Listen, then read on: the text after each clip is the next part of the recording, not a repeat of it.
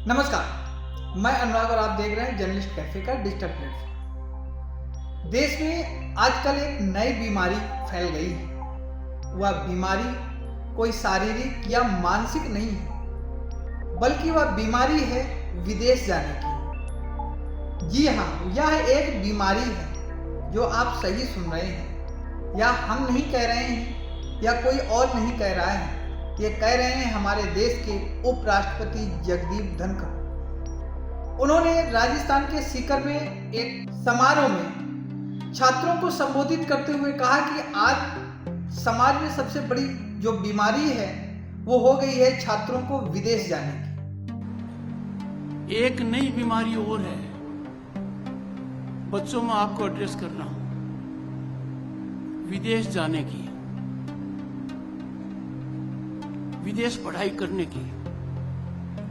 Counselling parents को होती नहीं है।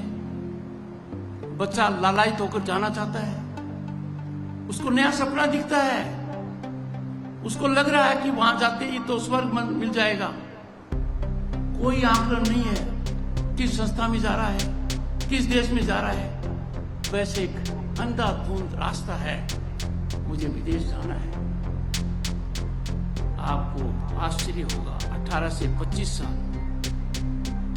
के बीच में जो बॉयज एंड गर्ल्स हैं वो एडवर्टीजमेंट से प्रभावित हो जाते हैं। अब आपको इस पर अचंभा लग रहा होगा कि जब किसी देश के गरीब लोगों के बच्चे विदेश में पढ़ने जाते हैं तो उससे राजनेता और मंत्री उसे बीमारी का रूप दे रहे हैं, जबकि यदि वहीं पर नेताओं और मंत्रियों के बेटे या बेटी या उसके परिवार से संबंधित कोई भी व्यक्ति विदेश में पढ़ने के लिए जाता है तो वही नेता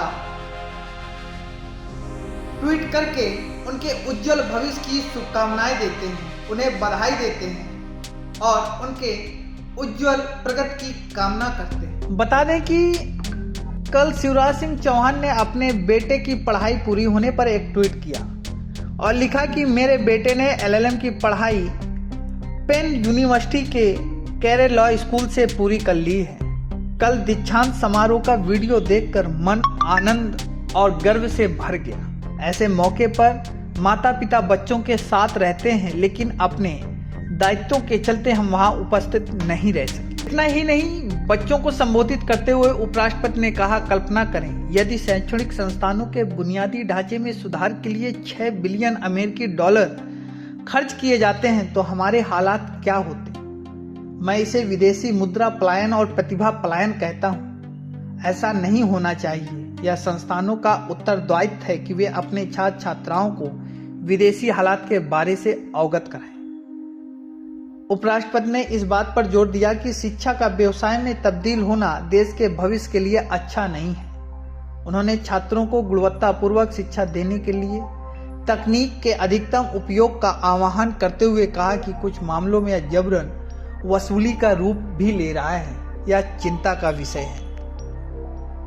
अगर देश के उपराष्ट्रपति जगदीप धनखड़ को विदेश जाकर पढ़ाई करना बीमारी लगता है तो फिर देश के मंत्री और नेताओं के बेटा और बेटी विदेश जाकर पढ़ाई क्यों करते हैं।